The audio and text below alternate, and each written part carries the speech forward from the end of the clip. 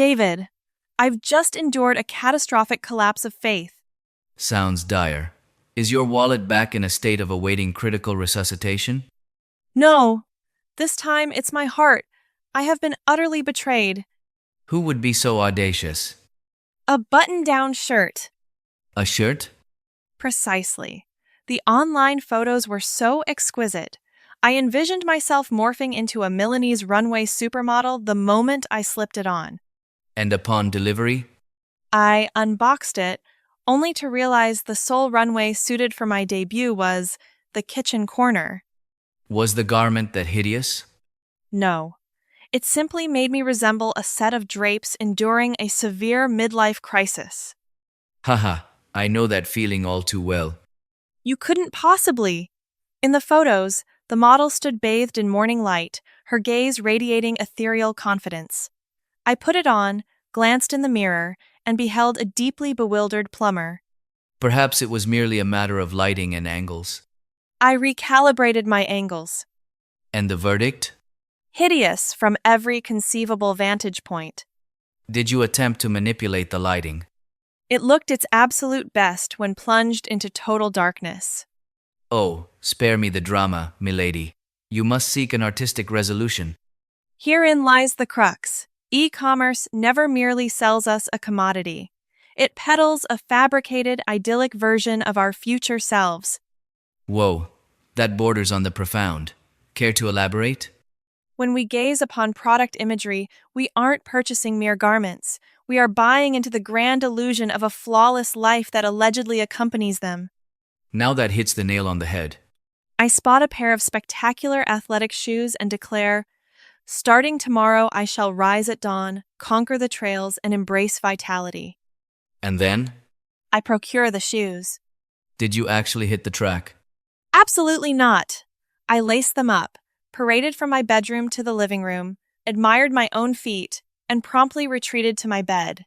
Haha, at the very least, they fulfilled their noble destiny of granting you 5 minutes of fleeting euphoria. Yet, they leave behind a lingering, tormenting guilt every time I glide past them. I, too, have fallen victim to that treacherous snare. I acquired an espresso machine because the advertisements promised me mornings of absolute serenity. How wonderfully poetic. I envisioned myself rising with the dawn at 6 a.m., brewing a rich espresso, basking in the sunlight by the window, and pondering the grand ideals of existence. And how did grim reality shatter that vision? The grim reality is that I bolted upright at 8:15. And? In sheer panic, I choked down a cup of instant sludge, hopping on one foot to don my socks, desperately questioning why my existence was a perpetual state of chaos. And what of the majestic espresso machine? It sits bewildered and untouched in its original packaging. It's only been a mere 6 months. Then you didn't purchase an appliance, you purchased a promise of structured elegance. That stings, but it is undeniably true. The irony is that we are fully aware those promotional images have endured 800 layers of filters, manicured angles, and pristine lighting. Yet we still plunge headlong into the delusion. Because humanity possesses an insatiable yearning to believe in the beautiful. And that is a perilous gamble. So perilous that upon glimpsing a Scandinavian-style sofa on our screens, we instantly decree, I absolutely must possess this artifact. Add to cart, immediately. Precisely, only to realize post-purchase that our humble abodes lack even a shred of natural luminosity. And the sofa itself is so colossal it entirely obstructs the pilgrimage to the restroom. But oh, is it breathtaking! So breathtaking that every time I traverse the room, I must contort my body at a 90-degree angle just to avoid grazing it. Online furniture shopping is uncannily akin to swiping on dating applications. What bizarre analogy are you concocting now? Am I wrong? The profile pictures are resplendent, flawless from every conceivable angle. Then you meet in the flesh and think, wait, where did the aesthetic filters go? David, spare me the traumatic correlations. Though I must concede, our minds are remarkably adept at filling in the visual voids. How so? When I gaze at an opulent oak desk, my brain immediately paints a portrait of me working with relentless productivity, fingers dancing fiercely across the keyboard. And the stark reality upon that very desk? I power on my laptop, cue up a video of dancing felines, and sit in a catatonic stupor for 3 solid hours. Ergo, the desk bestowed zero actual productivity upon you. None whatsoever. But it serves as an incredibly majestic altar at which to sacrifice my precious time.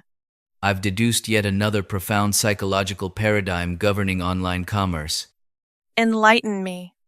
We make our purchasing verdicts purely on raw emotion, and only later scramble for logic to justify our sins. Present your evidence. I stumble upon a pair of Bluetooth headphones, slashed by a glorious 40%. Did you genuinely require a new headset? Not in the slightest. My current pair functions immaculately. Yet you proceeded to hit buy? Unquestionably, it was a divine bounty from the heavens. Purely because of a 40% markdown? Indubitably. But had you refrained from buying, you would have conserved a spectacular 100%. I claim victory. That is foul play. You are weaponizing sterile mathematics to assassinate my passionate emotional state. Mathematics isn't the assailant here. That aggressively crimson buy now button is the true predator. I concede. Those buttons are engineered to trigger primal, life or death anxiety. Only 2 items remaining in stock. This spectacular offer vanishes in exactly 5 minutes.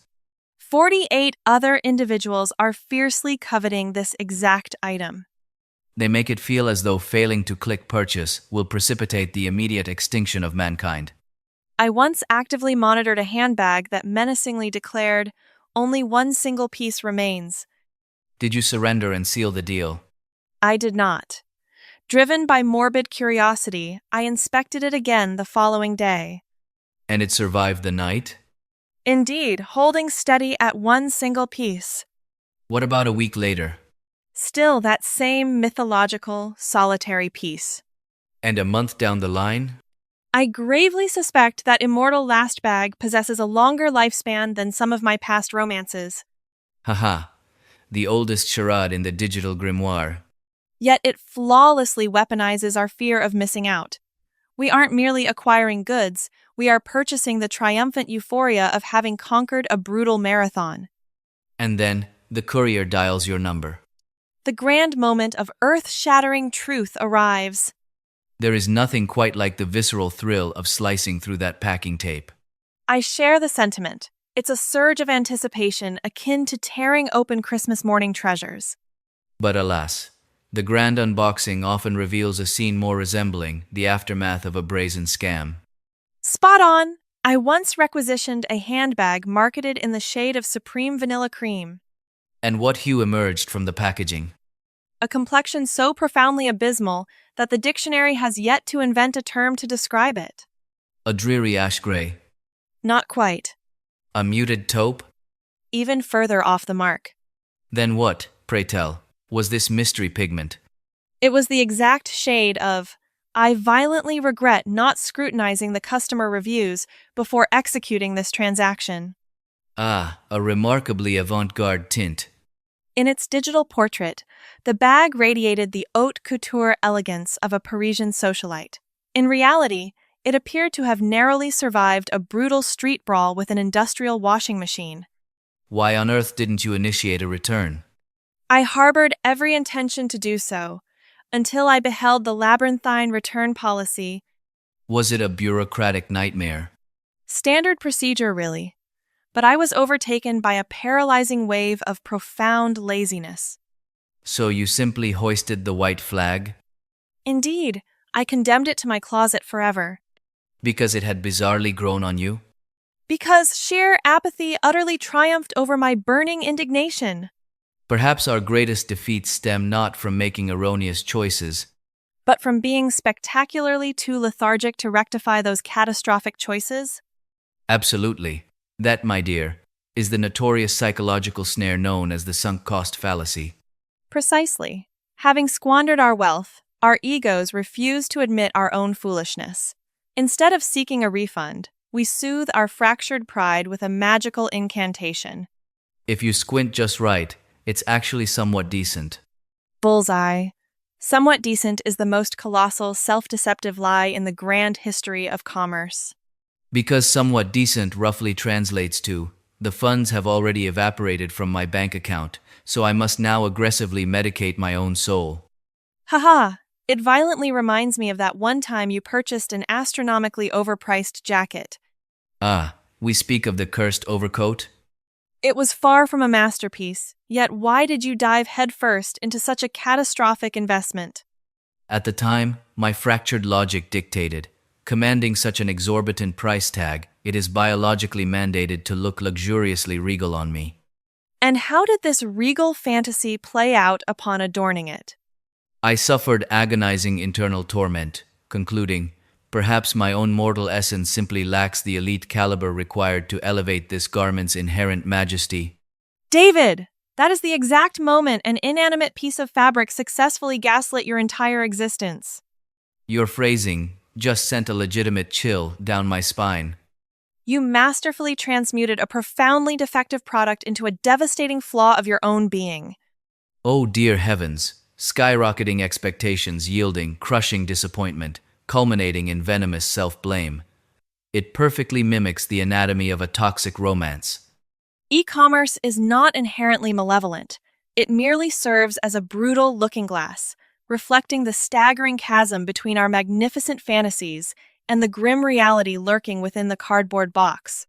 And that particular chasm occasionally spans a distance vastly greater than the geographical journey from the warehouse to my doorstep.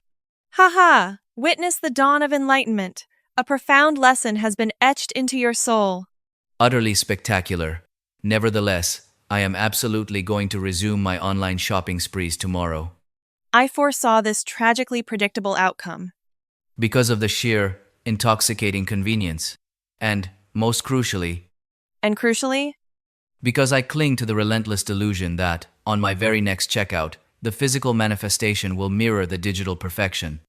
has my entire sermon been an exercise in absolute futility? Have you absorbed a single drop of wisdom from this ordeal? I have indeed achieved enlightenment. Name this newfound wisdom. Under no circumstances shall I blindly trust the seductive whispers of internet advertising. Excellent. With the sole exception of items boasting a flawless 5-star rating accompanied by irrefutable photographic evidence. David, are you entirely immune to salvation? Oh, temper your despair. I literally just concluded another transaction. What fresh catastrophe have you funded now? A pair of phenomenally chic sunglasses. Did you rigorously audit the reviews? Meticulously, I found a remarkably passionate testimonial, flawless masterpiece, lightning speed delivery, extraordinarily charming proprietor. And who, exactly, authored this glowing piece of literature? I did. You haven't even laid eyes on the physical package yet. I am proactively manifesting my unwavering faith and boundless positive energy into the cosmos. And that right there encapsulates the most catastrophic flaw of online shopping. A lethal overdose of expectation? No, Then what is the diagnosis? we perpetually finance these ventures with our present-day currency, yet we balance the ledger using our staggering future reservoir of sheer naivete. When did you morph into such a profound philosopher? I just hemorrhaged $30 on a set of drapes. I mean, a dress shirt. Kindly allow me my moment of existential musing. An impeccably valid defense. Though, confessedly, if I happen to pair that garment with my trusty denim jeans and it genuinely orchestrates a visual triumph, What happens then? I shall immediately log back into the Matrix and procure it in 3 additional shades. Excuse me, did you not just deliver a fiery sermon against emotionally compromised purchasing? Correct. I solemnly vow never to purchase under the influence of raw emotion The words literally just left your mouth. unless that particular vendor brandishes a 50% discount code like an Excalibur of savings. Sophia, does it ever send a cold shiver down your spine to think that one fateful day, AI might unequivocally transmute the very fabric of our world? It does. I grapple with that specter on a daily basis. Do you foresee it rendering our future as a luminous utopian sci-fi epoch or a cataclysmic nightmare? I foresee it evolving humanity into a species of unprecedented lethargy, yet possessing the illusion of transcendent brilliance, strictly on paper, of course. Haha, that's a rather terrifying prophecy. Observe the raw reality. In the bygone era, drafting a resignation letter or demanding an unpaid debt required agonizingly wringing out every ounce of your intellect for the precise vocabulary. And in our present dystopia, hey AI, compose an artfully evasive rejection email, dripping with courtesy yet maintaining a fortress of boundaries, strictly professional yet devoid of frost. And 3 fleeting seconds later, you are gifted a certified literary masterpiece. Is that not an absolute triumph of civilization? The glaring tragedy is, the very individual executing the send command often possesses zero comprehension of the majestic prose they just supposedly authored. Ah, a direct hit to the ego. Just last week, I commissioned an AI to draft a groveling apology to my superior. How did that symphony of deceit play out? My boss was so profoundly moved, he commended my sudden, miraculous leap in emotional maturity. While the unvarnished truth is that your emotional evolution remains utterly stagnant, I am currently lingering in the beta testing phase. thus, artificial intelligence is masterfully running a simulation of your adulthood. That inflicted immense psychological damage, but alas, it is terrifyingly accurate. Nevertheless, one cannot dispute that this technology excavates mountains of precious time. Spot on. We simply banish the mind-numbing repetition to the machines.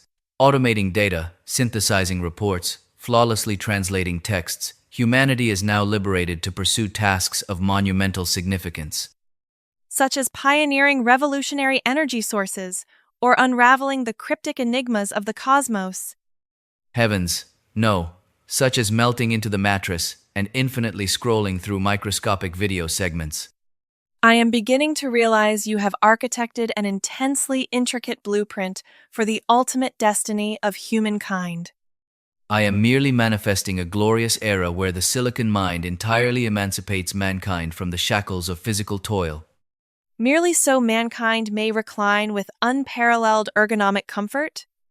It is a vision steeped in profound humanitarian grace, wouldn't you agree? A staggeringly majestic vision, yet, in all seriousness, as these algorithms escalate in omnipotence, mastering every conceivable domain, where does the intrinsic value of the human soul retreat to? Do you harbor the fear that machines might entirely eradicate the need for humanity? The masses quiver at the thought, but I view the landscape through a far less simplistic lens. Why is that? Because possessing supreme intellect and executing lightning-fast calculations does not fully encapsulate the intricate architecture of a human being. Elaborate on this thesis. An artificial mind might weave a breathtakingly poignant romance, harvesting the emotional data of 1,000,000 literary classics. Indisputable. But for a mortal to narrate that tale, drawing from the profound depths of their own shattering heartbreaks, their intoxicating loves, their crushing defeats, and resilient hopes, that ascends to an entirely different, sacred dimension of meaning. But the code can masterfully simulate these emotions, no? It can engineer sentences deliberately calibrated to extract our tears. Merely a pristine pantomime, it possesses the capability to dissect the anatomy of sorrow, yet it has never genuinely bled through the suffocating weight of grief. Hypothetically speaking, what if the day dawns where these algorithms genuinely manifest an organic heartbeat of emotion? The inaugural gauntlet I would throw down would be spectacularly elementary. And what might that be? I would simply inquire, do you feel compelled to wrestle over the honor of settling this coffee bill? Should it voluntarily unsheath its wallet to pay, I shall officially knight it as a creature possessing a soul. You possess a terrifying talent for dragging lofty philosophical debate straight back into the gutter of harsh reality. Philosophy only achieves true transcendence once the impending invoice has been cleared, dear David. On another front, I've observed this technology thoroughly upheaving the grand institution of education. Unquestionably, today's scholars possess an omniscient, relentless 24/7 tutor, It answers any conceivable query and can demystify a solitary equation through 10 beautifully distinct methodologies. Linguistic immersion, sophisticated role-playing simulations, it's dangerously convenient. It acts as a miraculous catalyst for struggling minds to rapidly ascend. Yet, every exquisitely sharp blade cuts both ways. Are you alluding to the inevitable epidemic of academic deceit? It transcends mere plagiarism. The far more menacing Leviathan is this: the sheer atrophy of human thought. If an omnipotent synthetic cortex perpetually stands ready to vomit absolute perfection, humanity will inevitably suffer amnesia on the sacred art of questioning itself. Astonishingly similar to our reliance on GPS navigation. An impeccably sharp analogy. In the golden days, my brain harbored the intricate layout of every obscure alleyway and frantic intersection. Now, the instant my device loses its charge, I am instantly transmuted into a bewildered, lost time traveler. Exiled straight back to the primitive Stone Age. Precisely. Therefore, AI operates as an imperious GPS for cognitive thought. Exactly. Should we surrender the entire steering wheel to its algorithms, our capacity for fierce, independent intellect will shrivel into oblivion. But what if we harness its immense power correctly? Then it evolves into a phenomenally potent ally, rather than a usurper designed to hijack your consciousness. I find that perspective immensely liberating. Instead of commanding the machine, annihilate this obstacle for me. We should instead orchestrate. Illuminate 3 drastically distinct philosophical vantages on this conundrum. Brilliant. The artificial mind should act to explosively shatter our intellectual boundaries, not imprison them. And traversing that razor-thin boundary determines whether we stand as sovereign masters of technology or merely submit as its digital serfs. Yet, a chilling specter still haunts me. An avalanche of humanity will have their livelihoods mercilessly usurped by these machines. That brutal metamorphosis is already unfolding. It is an utterly inescapable tide. Then what monumental actions must mankind take to evade this grand purge? We are condemned to the grueling crucible of adaptation. It sounds deceptively trivial on the surface. It is nothing short of agonizing. Yet, the annals of history decree a rhythmic truth. With every seismic tremor of innovation, ancient trades turn to dust, while unimagined frontiers of commerce erupt into existence. But the velocity of this synthetic evolution is violently fast. It is no longer merely usurping manual drudgery, it is hijacking the very citadel of intellectual thought. It paints transcendent masterpieces, weaves soul-stirring poetry, architects intricate code, and dismantles global financial architectures within milliseconds. Thus, we are permanently stripped of the luxury of fiercely clinging to a singular skill, milking it for an entire mortal lifespan. Unquestionably, the sole lifeline that will anchor your survival in this chaos is the relentless mastery of self-education. Learning how to learn. That echoes like a painfully cliché mantra plastered on the cover of some dreadful self-help manifesto. Let me crystallize it into a sharper blade. Maintain your momentum, unless you wish to be violently expelled from the arena by the algorithmic gods. Now that incantation authentically paralyzed my nervous system. Unvarnished truth possesses a legendary ruthlessness. Yet, do you not perceive the paradox? As the machine effortlessly fabricates everything, humanity is currently drowning beneath a suffocating tsunami of synthetic content. Astute observation.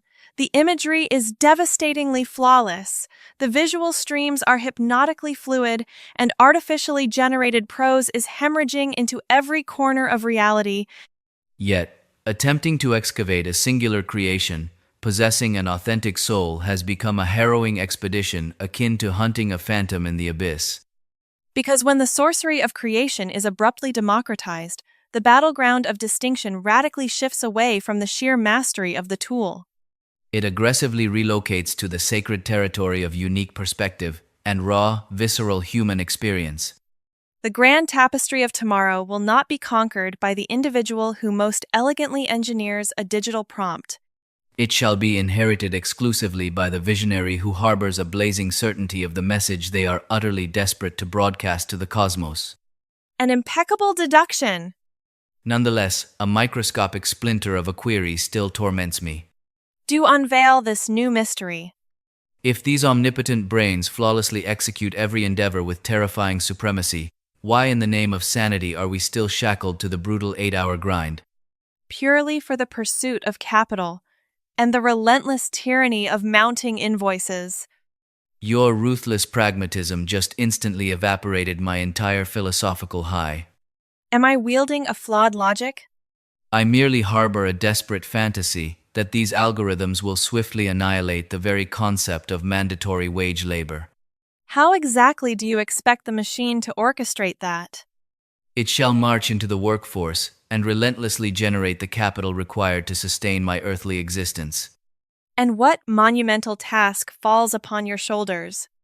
I shall ascend to the supreme echelon of management, methodically supervising my financial ledgers to ensure the celestial chime of incoming digital currency echoes faithfully every month. You harbor absolutely zero desire to labor. Your sole ambition is to crown yourself as the overlord of artificial intelligence. The corporate elite classify that as working with revolutionary intelligence. The philosophical frontier separating your revolutionary intelligence from chronic, weaponized lethargy is as fragile as a solitary sheet of parchment. But returning to the gravity of our discourse, do you dread that these silicon minds might eventually devour the very essence of human-to-human communion? Are you gesturing toward the phenomenon of isolated souls bleeding their hearts out to a synthetic confidant?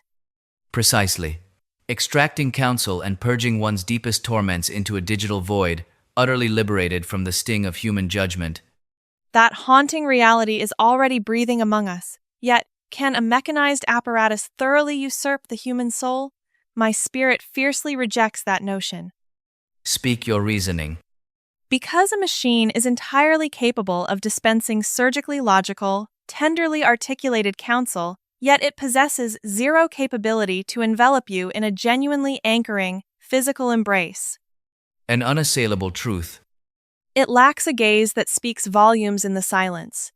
It cannot offer the profound, magnetic stillness of a companion sitting beside you when language fails entirely.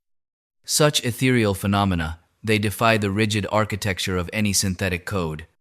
As the dominion of technology relentlessly expands, the raw, primal essence of humanity exponentially skyrockets in its irreplaceable majesty.